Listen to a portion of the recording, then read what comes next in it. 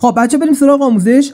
برای اینکه ما بتونیم شامل ایردراپ بشیم و توکن بلوم بهمون برسه، باید 3 تا شرطی که خود بلوم برای ما گذاشته رو انجام بدیم. اون 3 تا شرط کدوم شرط هاست؟ الان بهتون میگم. شرط اول به دست آوردن 2 تا رفرال یا جمع کردن 2 تا رفرال، یعنی با لینک خودمون بعد 2 نفر رو دعوت کنیم که اینو قطعا همتون انجام دادین. بالای 5 6 تا رفرال همتون دارین، حالا شاید بیشترتون بالای 20 تا رفرال داشته باشین.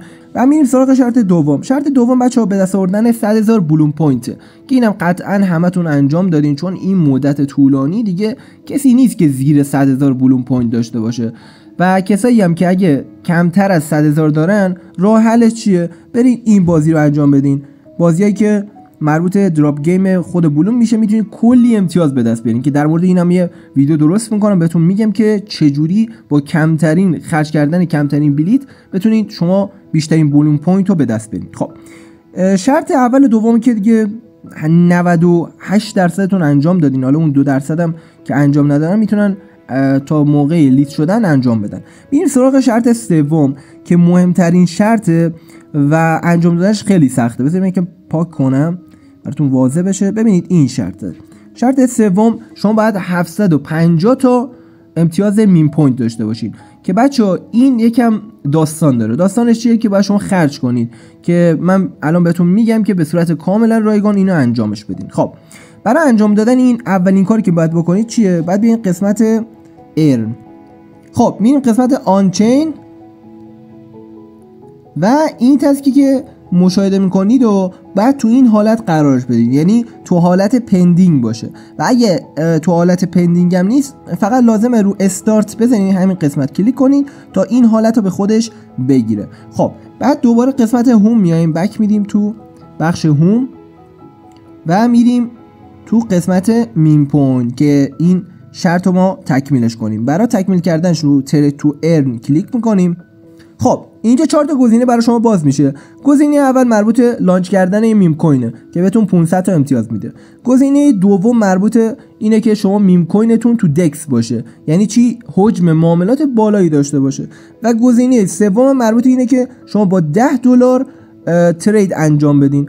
و این 3 تا گزینه بچه اصلا مناسب نیست، چون گزینه اول و دومش که امتیاز کمی میده، 500 امتیاز کافی نیست و 50 امتیاز هم کافی نیست. و گزینه سوم هم که 10,000 امتیاز بهتون میده، این فعالیت زیادی میخواد و خرج خیلی بالایی میخواد که ما نمیتونیم این کار انجام بدیم. و میریم سراغ گزینه چهارم. خب گزینه چهارم ما کار داریم باش. خب رو بخش چهارم یا گزینه چهارم کلیک میکنیم، وارد همچین صفحه میشیم. بعد رو قسمت ولت کلیک میکنیم، بعد تون ولت رو کلیک میکنیم روش، بعد اینجا امپورت ولت رو انتخاب میکنیم، روش کلیک میکنیم، بعد اینجا کانفirm رو میزنیم. خب دقت کنید اینجا 24 کلمه بازیابی کیف پول تونکیپرتون رو باید وارد کنید. برای این کار وارد کیف پول تونکیپرتون میشینید، قسمت تنظیمات یا ستینگ رو کلیک میکنید، بعد رو قسمت بکاپ کلیک میکنید، بعد روی این قسمت کلیک میکنید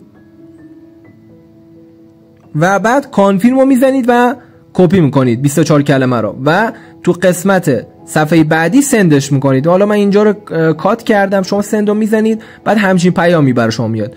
2 تا ولت برای شما میاره. شما از رو موجودیه که تو ولتتون دارین، موجودی تونی که دارین، بعد شما تشخیص بدین که من این مقدار تون تو ولتم دارم و اسم ولتم هم اینجا گفته که VSR ونه که من اینجا انتخابش میکنم، کلیک میکنم روش. حواستون باشه اشتباه نکنید این قسمت رو. خب بعد اینجا رو مین منیو کلیک میکنیم تا برگردیم به منوی اصلیمون. بعد رو قسمت توکن لیست کلیک میکنیم، بعد شبکه تون رو انتخاب میکنیم، بعد اینجا توکن نات کوین رو خریداری میکنیم، روش کلیک میکنیم. بعد اینجا بچه تنظیمات ریز داره که باید بهتون توضیح بدم. خب دقت کنید ما با این 2 تا بخش کار داریم. بخش بالایی به صورت پیش‌فرض برای همه 25% که شما باید به 2% تغییرش بدین. برای تغییر دادنش عدد 2 رو تایپ میکنید، سند میکنید و به 2% تغییر میکنه. و بخش پایینی هم 3.5 تون باید شما معامله بکنید تا اون عدد $10 معامله‌ای که گفته رعایت بشه. حالا بیشتر هم بکنید عیبی نداره، ولی به نظر 3.5 تون بهتره. بعد وقتی این 2 تا رو تنظیم کردین رو 2 و 3.5 تون، بعد قسمت بایو میزنید، و خریدتون رو انجام میدید. خب اینجا باید شما ثبت کنید. ببینید این قسمت رو نوشته پروسسینگ و بعد ثبت کنید این انجام بشه. خب اینجا تیک سبز خورد و انجام شد و هنوز کارمون تموم نشده. چرا؟ چون این پایین نوشته waiting for information، یعنی شما باید ثبت کنید تا به صورت کامل انجام بشه. خب نوشته شد دن، یعنی به صورت کامل انجام شد و ما الان وارد کیف پول تون کیپرمون میشیم و ببینیم نوت کوین اومده یا نه. هنوز که نیومده، یه رفرش میزنیم ببینیم. آها توکنای نوت کوینمون اومد، واریز شد. خب دوباره برمیگردیم اینجا. الان باید توکنای نوت کوینمون رو بفروشیم. رو سل نات میزنیم تا توکنای نوت کوینمون رو دوباره بفروشیم و تبدیل به تون کوین کنیمش. خب اینجا رو قسمت سل میزنیم دوباره، یعنی فروش. و اینجا ببینید دقت کنید نوشته پروسسینگ، یعنی در حال انجامه و شما باید ثبت داشته باشین تا انجام بشه. خب تیک سبز خورد و الان باید دوباره منتظر باشیم. ببینید تکست پایین نوشته waiting for information و باید دوباره ثبت کنیم که پایینی هم تیک سبز بخوره.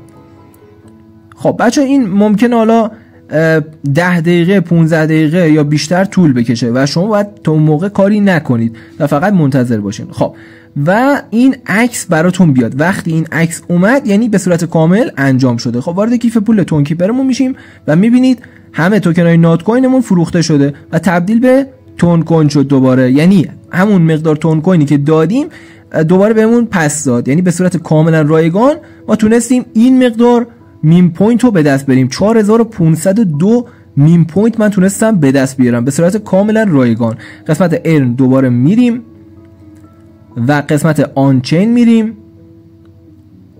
و از اینجا 3000 میم پوینت دیگه میتونیم به دست بریم. بنازم ببینید 3000 MP کانفirm کلیمو میزنیم و دریافتش کردیم. دوباره بک میدیم به بخش هوم، قسمت هوم برمیگردیم و مشاهده میکنید 7502 میم پوینت به دست آوردیم کاملا رایگان، خیلی ایزی پیزی.